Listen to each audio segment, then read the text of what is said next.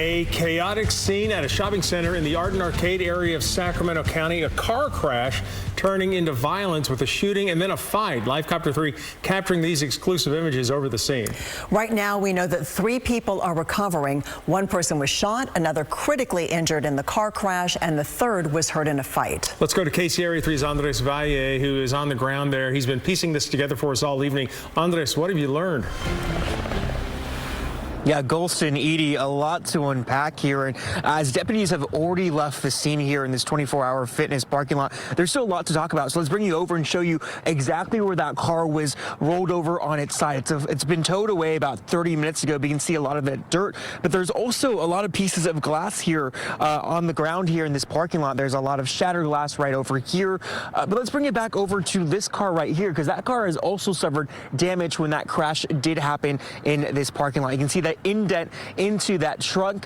But what we know so far is 3 people have been taken to the hospital, 2 people have been detained. Chaos in Arden as Sacramento County Sheriff deputies work to piece together this crime scene. A car crash turning violent, erupting in a shooting and brawl. We have 1 person injured by gunshot. We have 1 injured from the actual vehicle accident, another 1 injured by 2 subjects are now detained. The Sacramento Metro Fire responded to call of a rollover crash just after 5:30. As soon as first responders arrived, they were met with gunfire. When they started to get out of the engine, that's when the scene became a violent crime assault. Shots were fired, our engine sustained multiple rounds. Our crews were safely able to flee the scene and get to a staging location and wait for law enforcement to get on scene. Bullet holes could be seen in the passenger side door of the fire engine. Fire crews were not injured. Our crews are shaken up by this. It's very rare that we encounter live gunfire on an actual incident. 3 people were taken to the hospital with serious injuries. Aylin Pierce was working out at a nearby 24-hour fitness when the violence broke out. I came out here to look, and there's a car, a big car, flipped on its side, literally T-boned behind my car. Aylin describing a photo she shared with us that is too graphic to air. In this picture that one of the bystanders gave me, the man's pinned under, or looks like right behind, between my car and that place. Victim that was in the vehicle accident, they were transported to Code 3 with severe injuries.